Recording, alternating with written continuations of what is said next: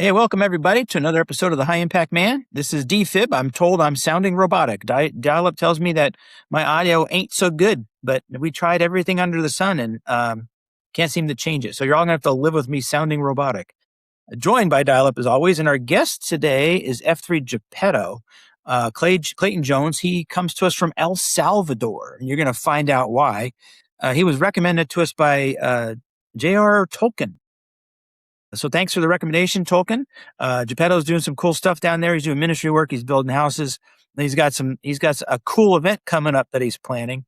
Is that an F3 El Salvador hat on that I'm seeing right now? It's my F3 Georgia patch. Figured I'd wear it for the boys back home.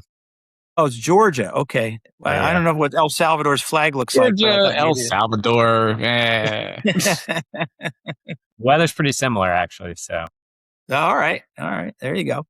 All right. So we'll get to that in a second. Dial-up. We always got to do some silly mumble chatter, but I'm just thinking football season is coming up, brother. We just had the Hall of Fame game this past weekend. Now this episode is going to drop about a week and a half after that, 2 weeks after that. But yeah, football's coming up, brother. Now we'll have something to talk about at Cafeteria. That's true. Yeah. Let's see. Fantasy league, right? That's coming up. I got to figure out. I'm in a keeper. Our league became a keeper league. I got to figure out who I want to keep. Quite honestly, my team was awful last year, so I don't really have anybody that's probably worth keeping. But we'll figure that out. And let's see what else with football. People were saying Drew Aller, our guy that drove us nuts at Penn State and choking into big games. Everybody's saying he looks good at Pittsburgh during preseason camp here, and that he's probably at Penn State. He's probably brother. a 2-year project. He's probably a 2-year project, but who knows? Maybe he'll turn into be some big surprise down there. Yeah, I wish the best for him, but I unfortunately, after that many years playing at that level of college football, and he just couldn't get it done. I'll tell you what, if he does, that's just another strike against Coach Franklin, right? But unfortunately, but yeah, don't get your hopes up. He's a looks good, works bad kind of thing. The guy can make every throw, right? And he's athletic enough, and he's a good kid. But yeah. Anyway, things are different when people are coming at you in the heat of the battle. Got to figure things out. But let's just move on from that, and we shall get to the game that we play.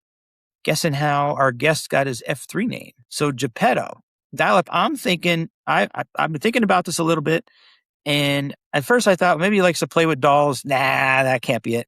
So I'm thinking maybe, even though he didn't put it in his bio, at some point in his life he was a marionette, and that's how he got the name Geppetto. Are you a marionette? Who's the guy that controls? Is it the marionette the actual? That's Pinocchio. Yeah. Geppetto is the. Well, you're a marionette. Was the guy that controlled him, right? He wasn't the master, yeah. Right, that's the puppet master. So you think he was actual marionette? So okay, so all right, we'll go with what you said, but there's nothing in the bio that made any strong hints. The only thing that I picked up on is he said he couldn't move his arms or work his arms after his first beatdown for a period of time. That's good. I'm thinking, and when they got to the name-orama and they're naming him, he was mentioning that man, I can't move my arms, and he was kind of mimicked being a marionette and moving, and that he would need strings attached to and to move his arms. Yes, I think that's what happened, and they named him Geppetto because of it. Those would both probably be better stories, but they're wrong, obviously.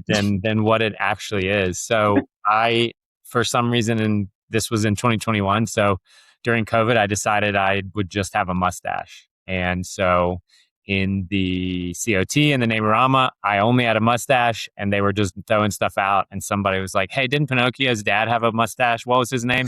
And that was it. Geppetto has a mustache, and I had a mustache. And so that's it. Super boring and simple. And both of those would have been better stories. Yeah. Of all people, when you're sitting there, it's like, hey, didn't so-and-so's dad have, or so-and-so have a mustache? Yeah. There's so many other mustache people out there. Thompson. I mean, I could have been Magnum PI. I would have appreciated that. That would have been That's nice. exactly where my mind went first, Yeah, right? or Quigley Magnum from PI. Quigley Down Under. Like, that would I have was been thinking awesome. Iron Sheik had an awesome mustache. That's true. Yeah. Salvador Lots of great Dali. mustaches throughout history, but maybe somebody had watched it the night before. I don't know. Something. Yeah. Yeah, that mustache has grown down and around your face too. Yeah. I've got the whole beard, so it doesn't stand out. So it didn't help you guys that I have the beard drawn out right now. Yeah. Got named Geppetto because of the cookie duster. All right. We were way off. Okay. Nobody gets credit for that one. All right, Geppetto, give us just a brief F3 origin story, and then we'll have you tell your story from the beginning, and then we'll come back to all things that you're doing F3 now. Okay, sure. Yeah. So first post, like I said, was during COVID. One of a good friend of mine who I had been backpacking with, he had started going, and he was EHing me and kept putting it on. And there was a beatdown at a school that was like 3 minutes from our house. And so he was like, he'd go after me and like, wow, 5:15, the same old story everybody has. He was like, dude, it's like 3 minutes from your house. He was like, I can even pick you up. And so finally I caved and I went, and there was a guy named Tater Salad. He was the Q. And I don't know that I've ever done those exercises ever again in my F3 life. But we were doing like some stuff where we were inverted against the wall, like, and stuff with swings, crunches on swings. And I couldn't lift my hands over my head for like a week. And that was it. That was the only time I went. I got my name. And then in 2022, I read Comfort Crisis by Michael Easter, and he has a whole chapter on rucking. And I was like, man, that actually sounds like a good pace for me. And so I was the same friend, same guy, his name's Maestro, the guy that EH'd me. I was like, hey, dude, I was reading about rucking. He was like, we ruck. And I was like, who? And he was like, F3. I was like, oh, yeah? He was like, yeah. He was like, I got an extra ruck in the truck. Here you go. And like that day at lunch, we like leave lunch. He like gives me a ruck. And then the next week on Tuesday, I went for a ruck and started doing, we had 2 rucks a week, and then started going to a beat down. We had a ruck boot camp beat down on Mondays. And so I started doing that. And then some guys were talking about GTE at the Capitol. And I think that was March of 22 or 23. And I was like, well, that sounds hard. And they were like, yeah, but it'll be fun. And so started training more, going to more beat downs. And then that was kind of it. I was sold. And honestly, it was really the guys around me. I mean, I've been a runner my whole life and stayed pretty good shape, backpacking and love being active. But just that season, the men that were going to F3 and that I got to become friends with, some of my closest friends now, and a couple of them have visited us here in El Salvador, and we are partially support funded missionaries, and there's probably 20 something F3 brothers from Macon who are supporting us, like monthly or yearly, and so it just became a really integral part of my life, and as I look back, I can see how the Lord was kind of using F3 to give me a solid foundation before I left pretty much everything I knew. So yeah, that's kind of my F3 story. Cool, man. All right. Well, I know that you ran cross country in college, so it's a runner that became a rucker. But let's start back a little bit earlier than that. I know you grew up in Georgia. How was life growing up in Georgia? It was good. It was I grew up in the Bible Belt, so very a lot of expectations and a lot of you could say legalism. It was everybody knows who you are in these small Georgia towns.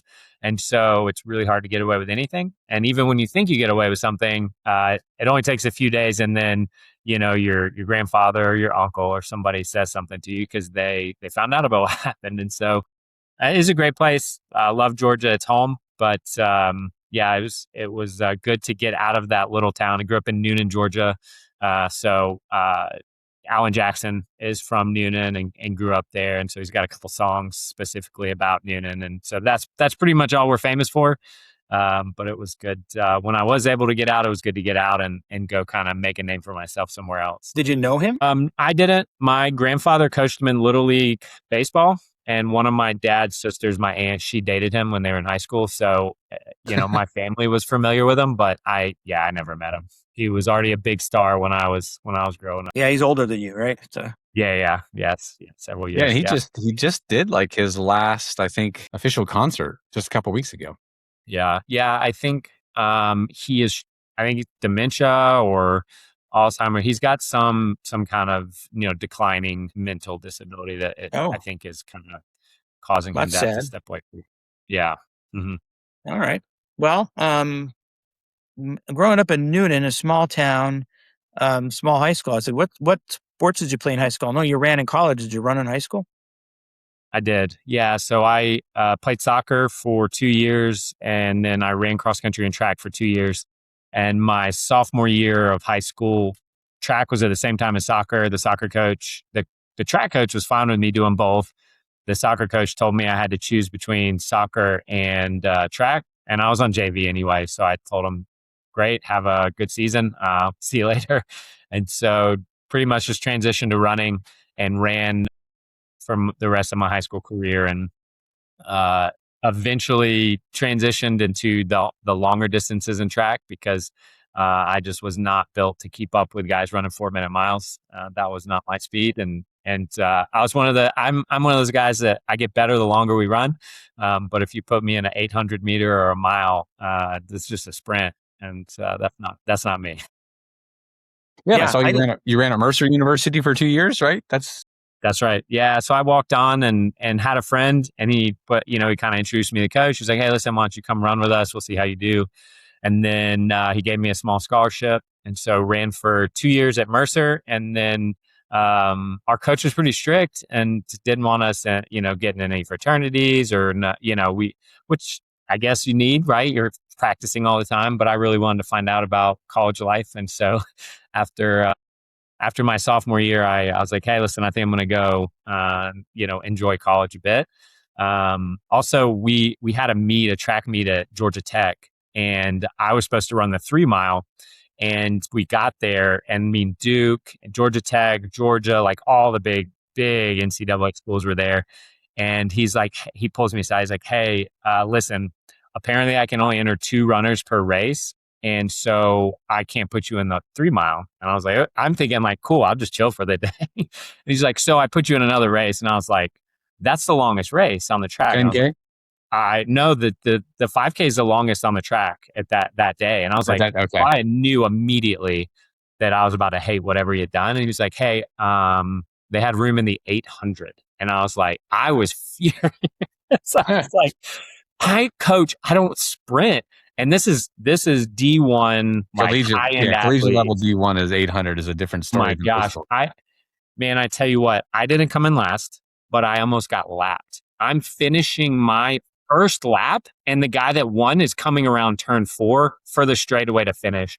It was the most embarrassing thing at that point in my life that I had ever been. I was fuming. I got done, and my coach was like standing at the finish line, and I just walked by him, gave him the cold shoulder, went to the van, and just sat by myself for the rest of the day.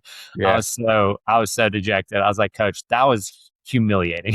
Was it an indoor meet or outdoor? No, it was outdoor. It was at Bobby Outdoor? Dodd Stadium where Georgia Tech plays their football games. And Okay. so, Wow. yeah, packed house. Awesome. Crazy. yeah, Yeah. yeah. That sounds like fun. I did not run in school, but we had a 5K here this past weekend, and it was for our local high school cross country team, raise money, that kind of stuff. So Dial-Up ran it with his wife and his daughter, and I ran in it. There was 99 people that ran in it, and it was pretty interesting when. So it's a loop around this trail. The trail is 2.5 miles, so they add a little bit around the field and a little other trail to get to a 5K distance. But I was just getting to about 1.5 miles, and I hear cheering at the finish line. So, the guy that won it ran it in 17 minutes. I did it in 32 minutes. So, Yeah. they're cheering. I'm a little more than halfway done, and the people that were in the top probably 30 or something like that are finishing when I'm just about a little over halfway through. So, yeah, totally get it. Yeah. Yeah. Young I bucks. I actually got my time, and I was excited because I was hoping to get under 34, uh, and, because that would be, less than an 11-minute mile, and I was told I ran 32. I'm like, "Yes!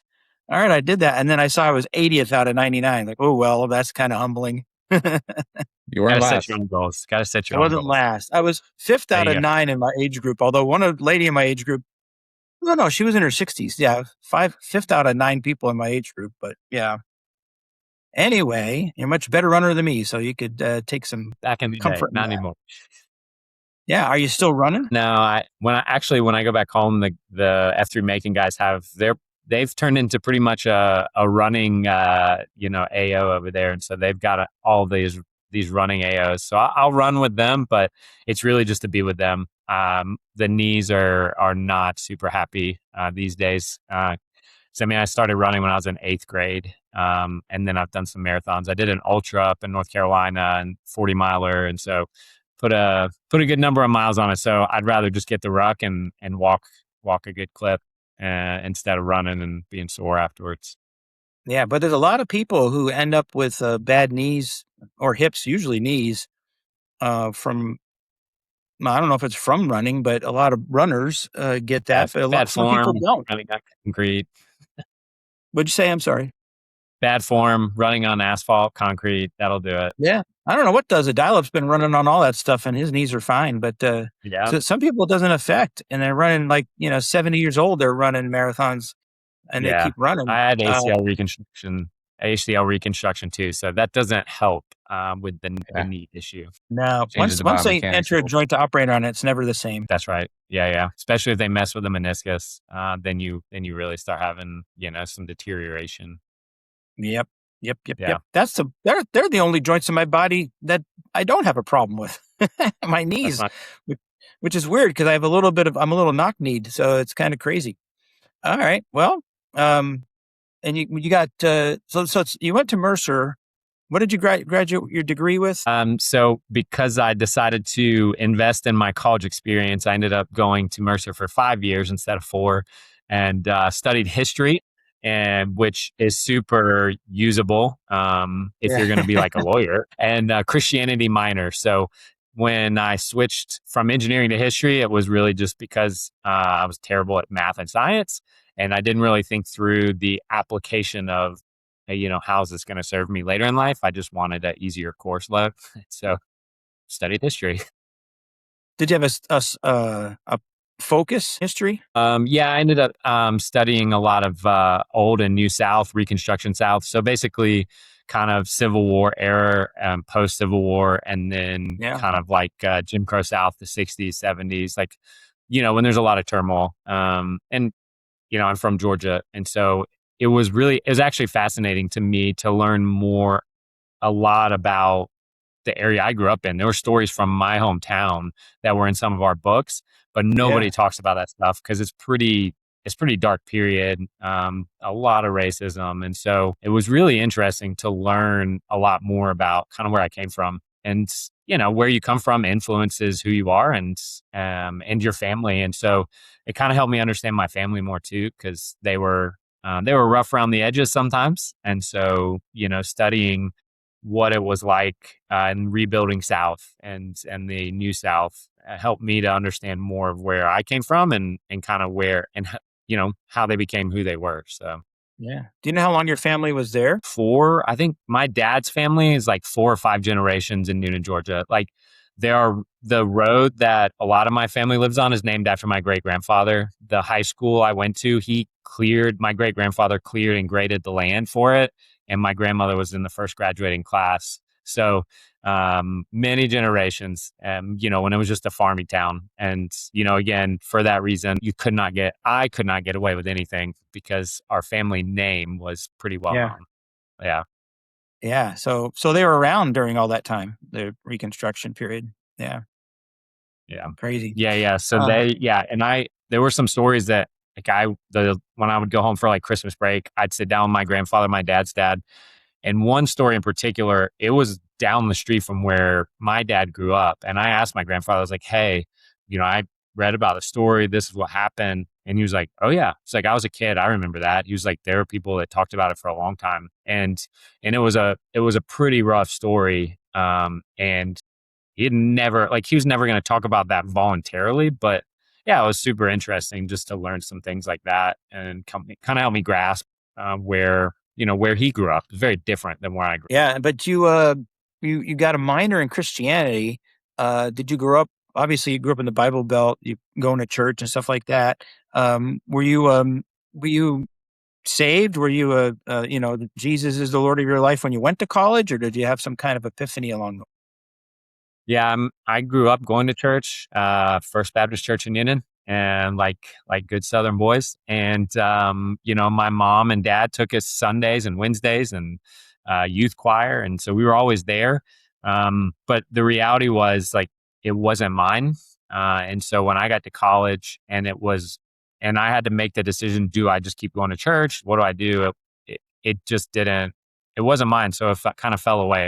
It was not a commitment or a discipline I had. And so, looking back, I think a lot of my childhood, I thought going to church was what it meant to be a Christian, and, being inside the doors when they were open, and, reading your Bible. And it was a lot more than that. And so it actually wasn't until my third year at Mercer, there was a campus ministry called Campus Outreach, and got connected with them, mainly because the two guys who were running it were super into backpacking and whitewater rafting, and intramural sports. And so we spoke the same language, a lot like F3 guys. When you meet an F3 guy, you kind of feel like you already know each other. Like these guys just hit it off, and they started pouring into me and really loving me. And I ended up becoming a believer through Campus Outreach, and then staying involved until I graduated. And then after I graduated, went to South Africa for 2 months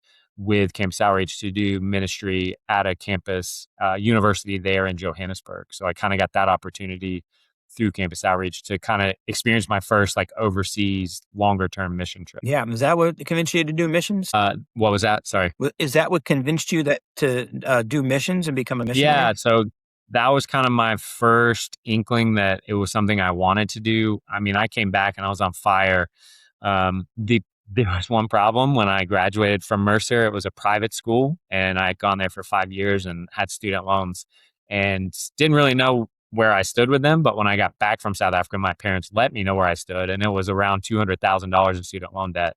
Whoa. And so, yeah, so the calling to missions was there, but the ability to go was not there. And so that door was pretty firmly shut for me. And so that kind of led me to explore what was next outside of missions. Okay. So what was next?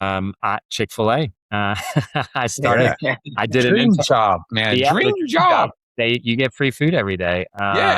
Get to see what's behind the door. I did an internship with our church, and you got a part-time job, and usually it related to your major, but my major was history, and there aren't any major museums in Macon. And so Chick-fil-A was what we came up with. So I worked the drive-through window for 9 hours a day, 3 days a week, and hated it. But I worked hard because I was raised. And it was still your pleasure, right? It was, yeah.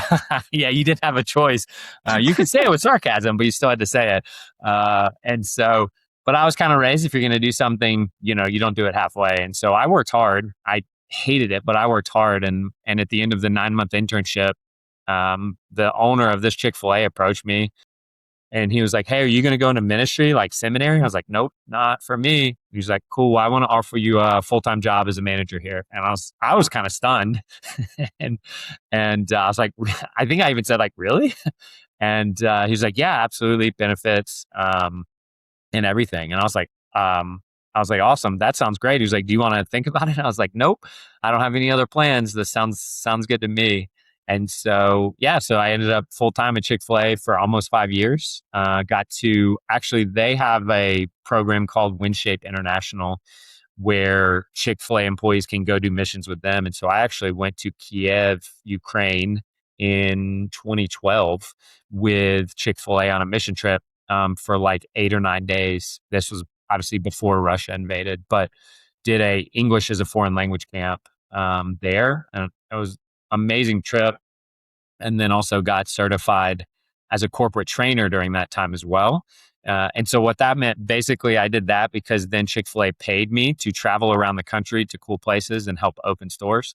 And so, and you always get a day off and Sunday. And so, like, I opened a store in Idaho Falls in December, and on our day off, a couple of the trainers went to Teton National Park and snowshoed through the Tetons. So, not a bad gig when you're a single guy. Get to travel around the country on Chick-fil-A's dime. So yeah, and then met my wife through Chick-fil-A. She was a corporate trainer as well, and so also an added benefit to the time at Chick-fil-A.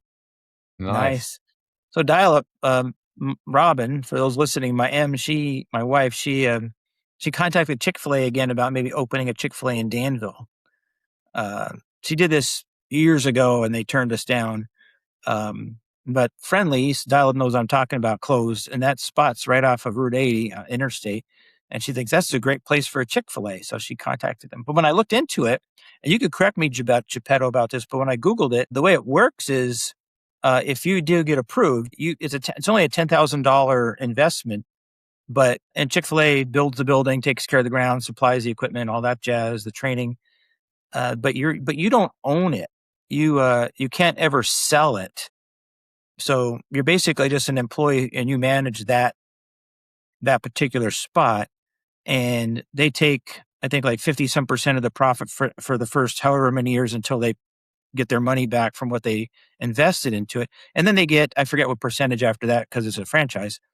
But basically, the profit isn't that great initially. And you still have to pay your employees and stuff. And it's like, so my wife's a nurse and makes a good salary. It's like, honey, I don't think this is what you think it will be. So I don't know if she dropped it yet or not. So stay tuned. Maybe she'll be opening a Chick-fil-A in Danville, Pennsylvania. I kind of doubt it, but anyway, is that the way it works? It is actually. It's a great gig. The buy-in, I don't know if you know this, but Zaxby's is like $500,000 to purchase their franchise. You got to be worth over $1 million. Chick-fil-A is just, you got to have a clean credit, college degree. It's 10,000 now. It used to be lower than that. And then you split profits 50-50 from the very beginning. But the rule of thumb, and the reality is, and they pay for everything in cash. But the reality is, the rule of thumb when I worked for them in 2013 was for every $1 million in sales, top line sales a store does, the operator's making $100,000 if it's a middle of the road operator. If you've got an operator who's on top of it, he's got a great staff and they're killing it. And there are operators who, even then in 2013, were making over $1 million a year because they'd have like 2 stores and they were both doing, 500,000 or 600,000, per store in profits. And so you don't have to do advertising. Everybody knows Chick-fil-A. And so, yeah, if you can get in though, back then there was 8,000 or 9,000 people applying a year for 92 stores. And now, sure, it's even more people. Yeah. And I don't think we have the population. If everything else was in place, I don't think we have the population. They'd probably say, I don't think so, but who knows? Yeah. They do their due diligence. So maybe in the future. Yeah, maybe in the future, but I'm getting close to retirement and I don't want to run a restaurant. So she better figure it out. I'll manage it for you. There you go. You just got to have a good leadership team. I'm a signature member, DFib. I'm a signature member. What does that mean? Qualified. I got the app, but the app will tell you. That means I spend a lot of money there every year. He's got a lot of reward points. I got a lot of reward points. Are you traveling up to Bloomsburg University a lot? That's the only Chick-fil-A around here. No, because you can't get points at the university because it's it's separate. It's a it's like a different contract. It's really it's not a true quote Chick-fil-A. So yeah, the ones that are at the universities, you don't get reward points. So I don't go to those. And the other thing is at the universities, they never have the chicken tenders. Yeah, they have a limited menu. They got a stripped down menu. They got the chicken sandwich, but they never have the chicken tenders. And I'm a chicken tender guy with spicy sriracha. But yeah, anytime we travel, we make sure we do a stop at Chick-fil-A when we can to maintain my signature status. You know why we don't? You know why we frequently do not stop at Chick-fil-A? Because usually we're traveling. Because the lines are too long? No, because we're usually traveling on a Sunday. It's usually So traveling there on you a go. weekend, right? Yeah, And that's we'll be fair. driving down the highway. Hey, let's stop at Chick-fil-A. And honey, we can't. It's closed. It's Sunday. Oh, that's Yeah. right. Yeah. Let's go to McDonald's The good again. thing is that there's Elena lives like 2 miles from a Chick-fil-A now down in Camp Hill. So anytime we go visit her, as long as it's not on a Sunday, it's a stop at Chick-fil-A. Yeah, it's a And good chicken sandwich. and It's a to good and chicken to sandwich, but it's just a chicken and sandwich. to double up on our points, we also usually get a Southwest salad to bring home for the following. I do not That's our first understand. stop. When we come back to the States, that's our first, like, Yeah. that's the first thing you do is find a I do Chick-fil-A. not understand the attraction. I mean, it's a chicken sandwich. It's a good chicken sandwich, but it's just a chicken sandwich. All But right. the I'm just lines gonna- are always I'm gonna- huge. Yeah, I'm going to mute DFib here. We're just going to ignore him the rest of the podcast after that last comment. All right. I saw. Did you see? You know the origin of it, right? I watched it on how the food that built America on History Channel Yeah. a long time ago. They're really too. cool shows, but that was Yeah. pretty interesting. Yeah. They just Yeah, had excess chicken breasts. That I got to was it meet, Delta, right? Delta Airlines had excess Delta chicken breasts. and Ford were both in, because the original Chick-fil-A is in Hapeville. And so, yeah, I was right there at Delta. And then he was strategically where the Ford manufacturing plant and Delta were at in Hapeville. And so, Yeah, but he had what was like a Waffle House or something like that he had, and that they had extra chickens that they were going to throw out, and they offered it to him. He said, "What am I going to do with that?" And they made a sandwich out of it, and he put it on the menu, and it sold a lot. Next thing you know, he creates Chick-fil-A. Crazy. Yeah, and the recipe was for the spices was his mom's. His mom ran a boarding house, and so he used to help his mom cook when he was a kid, and she had all these recipes. And so the breading recipe with the spices is actually his mom's recipe that he tweaked a little bit. And obviously now it's a well-kept secret, but I got to meet him. True Cathy was an incredible businessman, so shrewd and wise, and a godly man too. Like, just an awesome guy. There's a lot of cool stories about him. Yeah. All right. Well, cool, man. I'm glad you had that experience. So tell me now how you got where you are. You paid off your loans, I guess. You got 3 kids now, and you decide you're going to go into the mission field. Yeah. So after my wife and I got married, we were both working for Chick-fil-A, and that whole closing nights, weekends, holidays thing isn't conducive for a family. And so before we started a family, we both found other jobs. She went to a marketing firm. I worked at an industrial paint manufacturing plant. So still nothing to do with history, nor chicken, nor restaurants. But awesome boss, godly man. He was an elder at our church, and great opportunity to learn and lead. And then, we just slowly started our family after a couple years of marriage. And then actually in 2021, for the loans, we were paying on them just faithfully. They weren't really going down. But one of the companies we were paying, they started taking my payments and putting them towards another person's payments. And so all of a sudden I get this letter in the middle of 2021 that I was in default and I had been paying for like 6 months. And so I do some research, figure out what happened, and I call them and I'm like, hey, I was paying, here's what happened. And these people who recalled the loan were like, doesn't matter. You'll have to take that up with them. You have to pay us in full. You have to pay 20% on a 5-year plan, or you can settle, for half of what you owe. And so it was pretty devastating. And this was right in the middle of COVID. And so I talked to a friend of mine who runs a collections agency for medical bills. And basically he was like, hey, they broke this law, they broke this law, they break this law. Here's what I would do if I was you. I would get enough funds together and just make them a settlement offer on all your loans, but I would lowball them at like 20% and then tell them, hey, the reason I'm offering 20% is because I know that you guys did this, this, and this, and it's illegal. And he kind of told me the wordage, everything I needed to say. He said, they're going to record it. They're going to listen to it. And sure enough, they did. And they accepted my offer. And so we refinanced our house because we had bought it before the market took off. And at the end of 2021, the only debt we had was our mortgage on our house. And it doesn't really make sense. There's no reason that should have happened, but the Lord was just doing some crazy stuff. And we always tell people it's a miracle. And then in 2022, went to a missions conference at our church, and like 3 or 4 missionaries who had Zoomed in so they couldn't hear each other said the exact same thing. If you're willing to go, it doesn't matter what your gifts, skills, or abilities are, the Lord can use you. And after I heard the second missionary say it, I kind of woke up a little. And after the third one, I realized I think that the Lord's talking to me. But we had a 3-month-old. And so I didn't say anything to my wife. And then, like a month later, we went on a date and she mentioned something about missions. And I realized she was feeling it too. And so in 2022, we started praying and exploring and talking to close friends, getting their opinions, and then started walking through the process. And couldn't have told you at that point where El Salvador was or, anything about it, but the Lord kind of led us to El Salvador, and we moved to El Salvador in August of 2023. We sold our house, put everything that we didn't sell in a 40-foot container and put it on a boat, and then shipped our 2 dogs and moved everything. We kind of burned the boats, so to say. There was nothing left in the States for us. Everything was here, and moved to El Salvador. Wow, that's a leap of faith, man. Were you with some organization? So we came with an organization that was a part of our church, our denomination. That's who we came with to to be on a church planting team. And then after it was about 9 or 10 months, we met the CEO of Shelter Helps, which is an organization here. They build homes.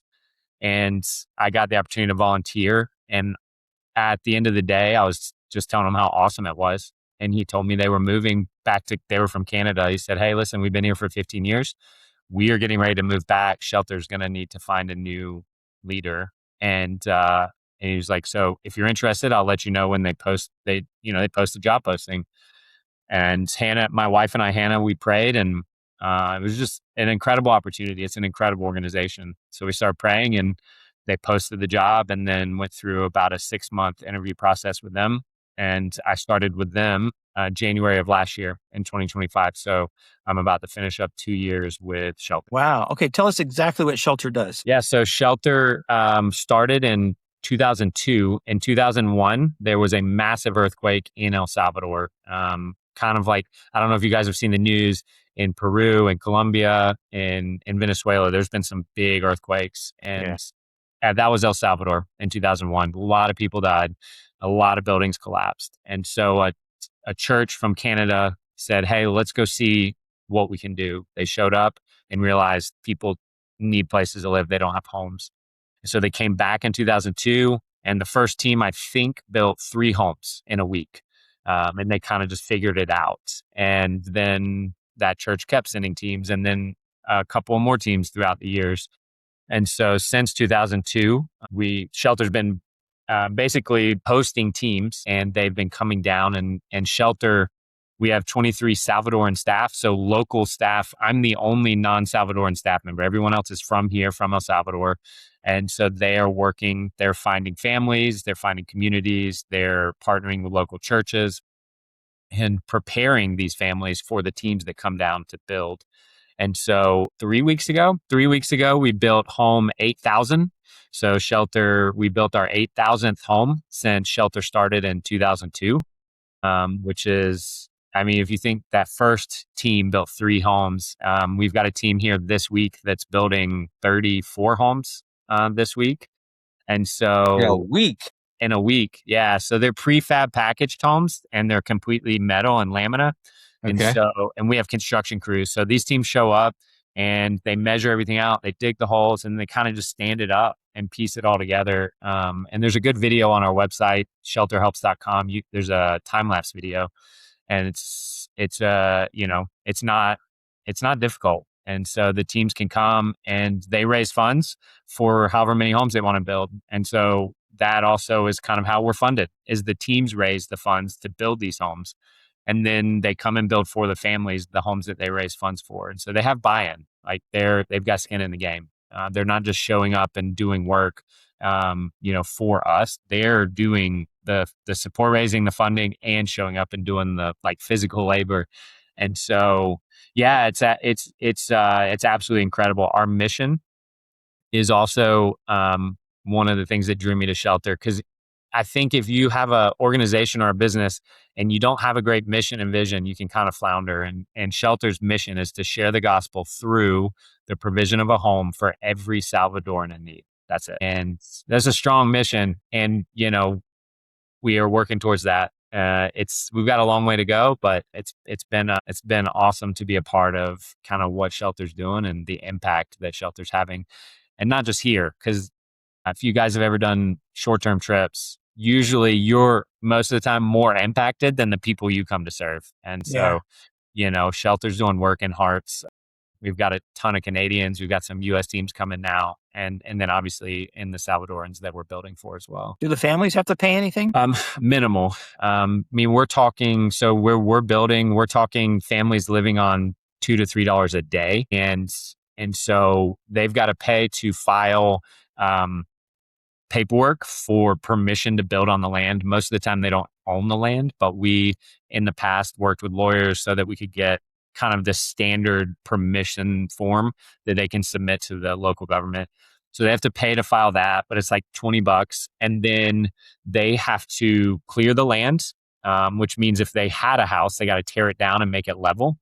They have to show up the day of the build, and they have to build with the teams and have 6 other people from their family or their community.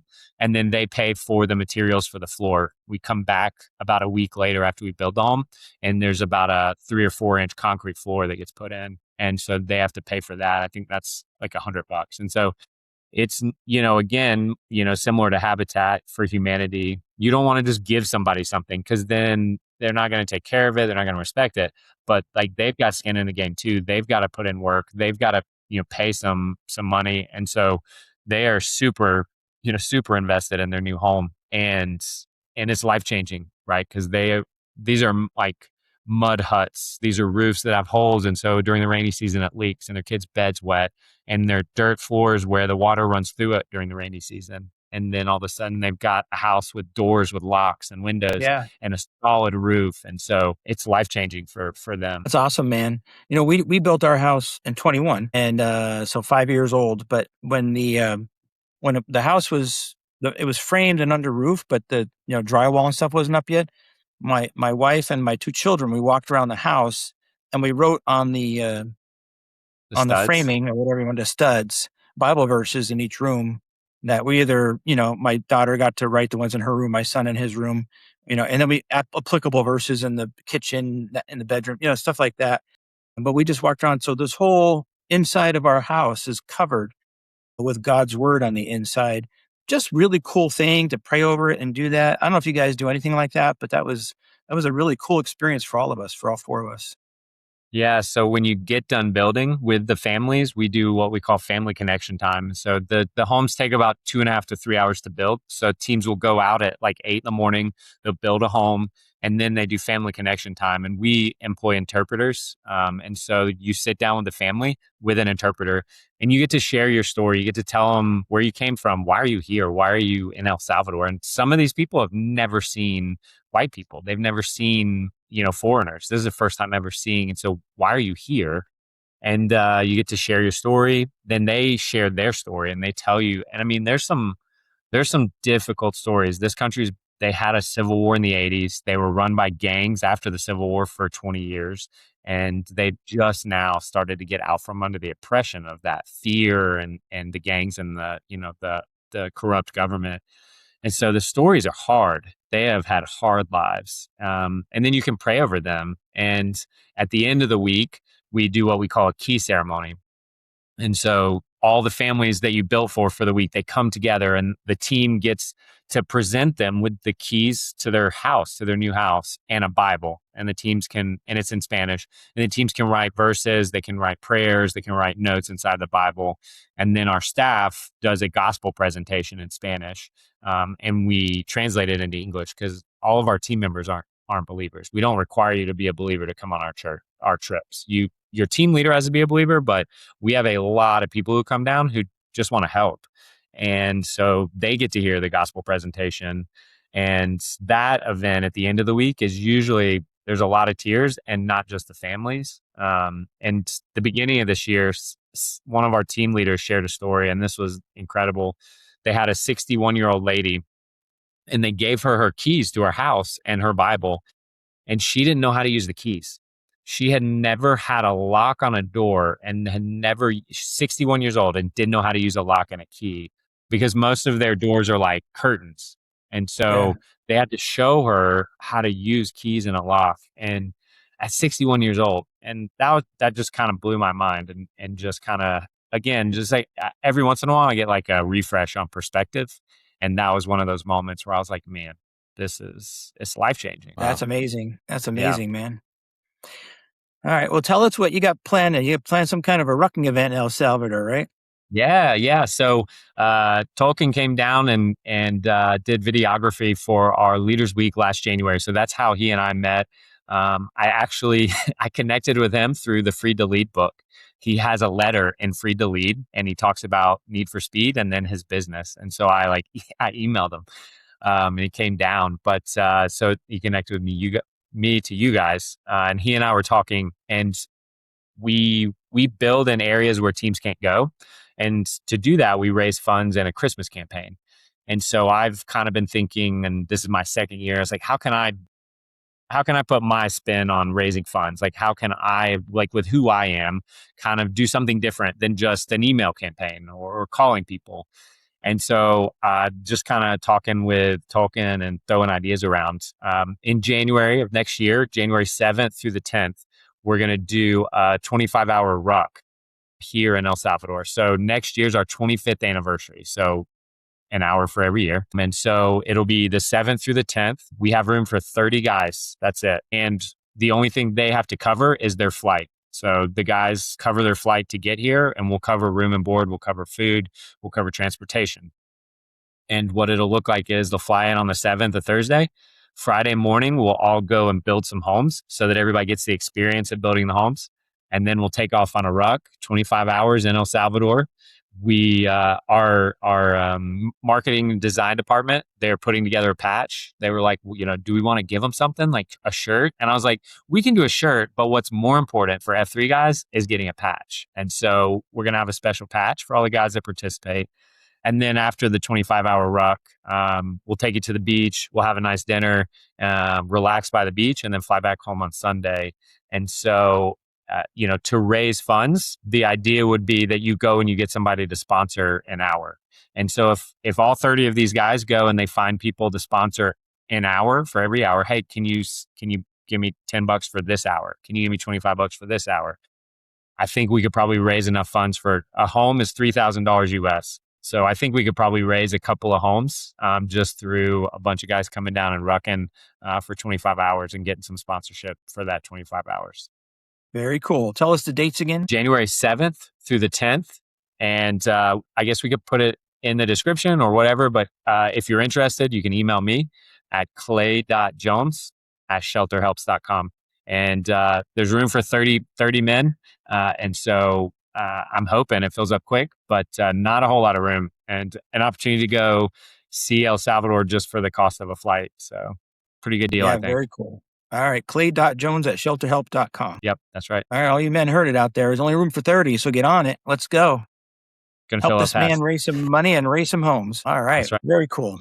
Dial Up, you have any other questions for him? No, I was on the website kind of checking it out as he was talking, and like it's inspiring just to see the stories of the families that are having a home. And like, so yes, I see the quote here of like 300,000 families in El Salvador don't have a home. Like that's just mind-boggling. And there's simple homes, but for them it's probably like a mansion, here in the States. So it's a good reminder of truly how blessed we are in our lives back here in the United States. So yeah, great work you're doing, brother. Looks like an awesome ministry. Yeah. Thank you guys. Yeah, it's a blessing to be a part of. It's pretty cool to, a lot of times we don't get to see fruit from our labors. But with this job, I get to see a lot of fruit, and it's pretty awesome. It's very satisfying. So I'm very neat. How very do your blessed. kids like it over there? They love it. I mean, Spanish is easier for them. They are probably going to pass me here soon, and I'll just let them be my personal interpreters. But it's easy for kids, right? Like they see another kid and they just start playing and they become friends. And it's for us men, it seems to be a lot harder to meet people and make friends. And so they're super adaptable. And honestly, I think it's been good for them. I think it's building some resilience in them. They've had to give up some things, but they also are blessed to have some things and get to do some things that they wouldn't have done if we stayed in Georgia. And so, yeah, I kind of wanted them to. I really didn't want them to have an easy life, right? I didn't want them to be soft, and so I think they're getting a good mix of sometimes hard and sometimes comfortable, and Yeah. All right. hopefully that'll produce some greed in them. Yeah. Cool, brother. Yeah, All right. Defib, just real briefly, just to kind of turn it back for our listeners, so they don't have to jump out to the site. But like $4,000 a home, is that correct? That's Canadian, 3,000 US. 3,000. So for $3,000 US funds, you can build a home and right. sponsor a home. That's right. For these families in El Salvador. So for our listeners out there, especially brothers, you guys are out there in some of those big mega regions. F3 Katy, St. Louis, Gold Rush, the Carolina boys. Man, what a difference some of those big regions could make, in jumping on board and supporting this ministry for one of their outreach F3 third F events. That'd be really, really cool. So just throwing it out there. Yeah. Nice. Yeah. And we'd love to, I think Tolkien's trying to put together a team to come down and build, because we host teams year round. And so I guess the idea with this ruck event too is to get some guys some exposure, and maybe they go back to their region and say, hey, we should do this as a trip next year and start having some. I mean, personally, I would love to have some F3 teams come down. That'd be awesome. Just to hang out with a bunch of brothers for a week, and I got plenty of sandbags and rucks, so we can definitely do some workouts while they're here. All right. Very cool. All right, man. I got 2 questions for you. We asked this of all our guests. First one is, if you pick somebody who's your inspiration, your hero, who would that be? That one's tough. It's kind of off the wall, but maybe Robert E. Lee. I don't know how much you know about Robert E. Lee, but super strong believer, incredible leader, but also just a man of conviction. And I know he gets a bad rap because he fought for the South, but he was actually fighting for states' rights. And, he told Virginia, whatever way you go, I'll fight with you because I'm for states' rights first. And was an incredibly strong and strong believer, wise man. And so I've had the opportunity to study a lot of his life and learn a lot about him. And I heard somebody once say that your role models should be men who have already died, so that you know how they finish, so that they finish well. And Robert E. Lee finished well, in spite of everything that happened, the Civil War and everything. The man finished well, and his namesake, Washington and Lee University, is because of his influence there. West Point grad. So yeah, kind of off the wall, but he was an incredible leader of men too, and in a hard time to lead men. All right, Robert, first guy to ever pick Robert E. Lee. All right. Last question is, if this is your chance to give a message to the men of America, what's your message? I tell the guys in F3 Macon, we go back once a year to see family and friends. And whenever I go back, I post as many times as possible. C.S. Lewis had a quote about fellowship and how it is a gift that is trodden underfoot by most men because they don't recognize the gift that they have. One of the hardest things about living here is leaving all of my brothers and trying to build new community. And so I tell those guys every time I'm back home, when you're in that COT, when you're working out and you've got mumble chatter and you're not alone, don't take it for granted. Absolutely eat it up, because I can work out every day of the week by myself. I have, we have a church. Like, I have a lot of the things I can get there. The one thing I don't have is that community and the fellowship. And so, yeah, don't take it for granted and get as much of it as you can while you can, because it's one of the things that's irreplaceable if you end up somewhere new. Yeah, it sounds like you're missing your brothers a little. Yeah. I love seeing them, and always good to go back and sweat and work out with them. Yeah. All right. Don't take for granted the fellowship that you have in the relationships. In fact, seek them out. That's a great message, man. All right. Well, thanks for joining us, brother. It's amazing God's work you're doing down there, and I hope that the Ruck event is a success. Hope you have so many guys that you have to turn people away. Yeah, that'd be a great problem to have. Yeah, thank you guys All for right. having me. It was great to meet you guys. Thanks for having me on. Yeah, I sure mean, thing. Thanks for coming on, sharing your story, and sharing a little bit about the work that you're doing, and again, hopefully your ruck event's great, and hopefully this brings some attention to the ministry, and can build a lot of homes down there Yeah, for the El absolutely. Salvadorans. Yeah, thank you guys. Sure all thing. right. See you, buddy. All right, take care, brother. Thank you guys. Have a good night.